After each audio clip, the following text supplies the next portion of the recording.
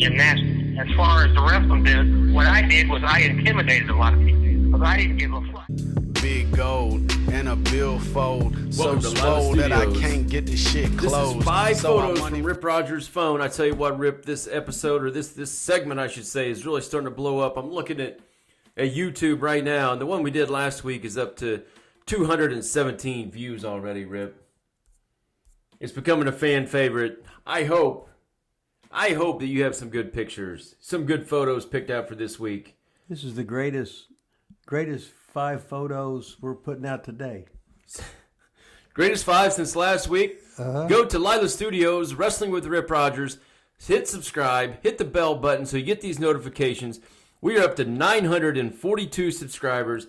We get to 1,000. Rip Rogers is going to get drunk right here at Lila Studios, live on air, drinking vodka and Hawaiian punch. All we need is 58 more subscribers to see you drunk, Rip. Are you excited about that day happening? Oh man, I'm gonna hold my pants because I got to pee so bad. So let's Well, we had 2 breaks. You could have went and peed. I know, but it just takes too long. Make sure you're speaking up a little, Rip. I'm gonna speak. Yeah, I gotta have enthusiasm. I can hardly hear a word you're saying. Photo number 1. Here we go, Rip. Break it down. Show it to us. Tell us what you got. Okay, first of all, photo numero uno. Photo number 1. Or number 1 for all you motherfuckers out there. Here we go. Here's photo number 1. Now, this was done in Little Rock, Arkansas.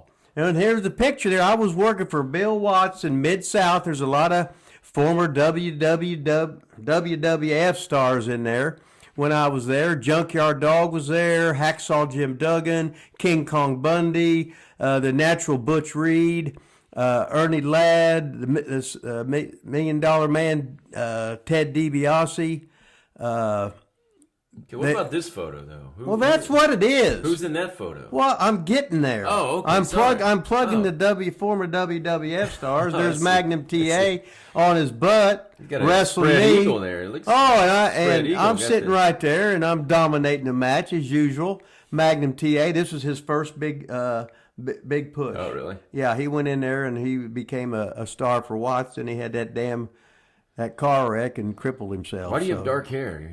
I've never seen you with dark hair like that, man. Well, I guess in 1983, after I had that big cage match in ICW, and I had my head shaved in Leaping Lanny for the biggest crowd we ever had in Rupp Arena, and I got my head shaved, and then there went from the blonde hair. I let it grow out and get healthy. So when I went to work for Bill Watts for 5.5 months, I let it grow out. Then when I went into Fuller's territory, southeast the first time, which is the Pensacola territory, I bleached my hair again back to being blonde. Good. It looks awful there. Yeah, I look like a normal geek. You look like a dork. Yeah, I was Captain Dork, Captain Geek. Dork. So that was picture number 1 with all these former WWE, WWF superstars. Put that in there, man. Okay, picture number 2.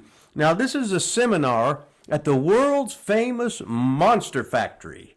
The world's famous Monster Factory in this one right here. Now, WWE star Matt Riddle, or they just call him Riddle now. It's not Riddle? No, I didn't say it was. I said he was there at the seminar. Oh, okay. Yeah, but I didn't put him in that picture. This is with me and Danny Cage, and there's the Blue Meanie out there. He was another former WWW or whatever the hell superstar. So this is in Paul's, and then with the original, Buddy Rogers was the original owner of the Monster Factory in Paulsboro, New Jersey. The Nature Boy? Yes. Huh. And then he sold it to Larry Sharp, and then Larry Sharp sold it to Danny Cage.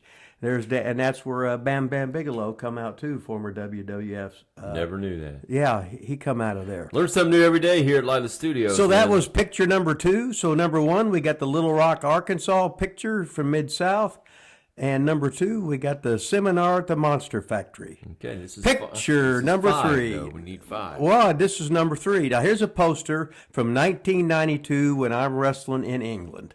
There's a poster with me wrestling against former WWE superstar Steve Regal, or William Regal there, and now he's in ADW. So, hey, we get the AEW plug and the WWE plug. Hey, it's go overboard. Double whatever. This was England, 1992. Now in 1992, I wrestled for WCW.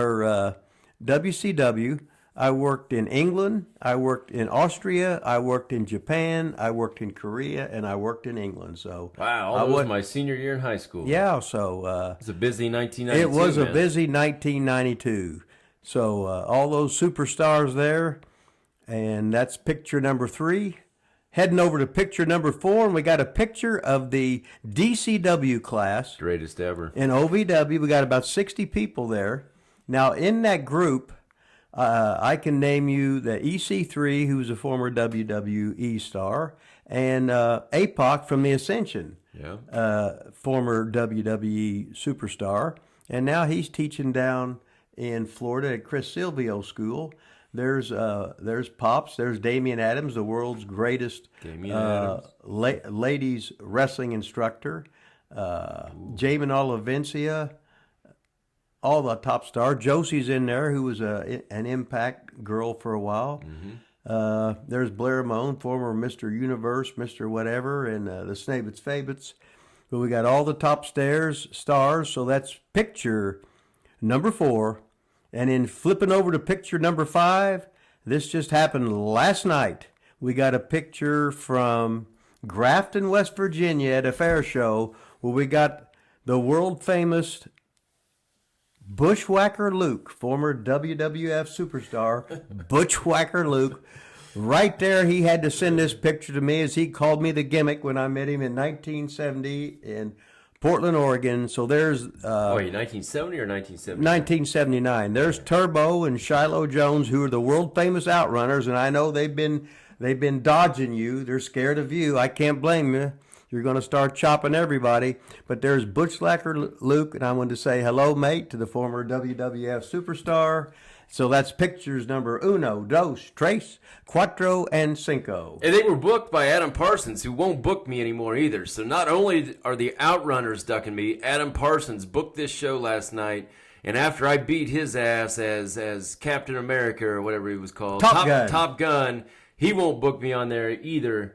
So all 4 of them can go to hell as far as I'm concerned. 3 of them, I guess, not the Bushwhacker. Well, Adam's in the prime of life, 26 years old. Balder than I am. And you're on the twilight of your life. He did tell a cool story, though. He said that when they saw you, he said, what did he say? What's your gimmick? You're the gimmick? Yeah, I was the gimmick, the human gimmick. The human gimmick. Uh-huh. So coming from the Bushwhackers, who were the nothing but a gimmick. Yeah, well, they went from being the world's most violent wrestling team to all of a sudden a cartoon. They made more money being a cartoon than beating the shit and having blood and guts matches. And, God, I remember when they were the sheep herders in Memphis. They came in. I was scared to death of those guys. Oh yeah, they knew how to get over and be aggressive, and it was fantastic. But they made more money. They were not doing fuck all, doing goofy stuff.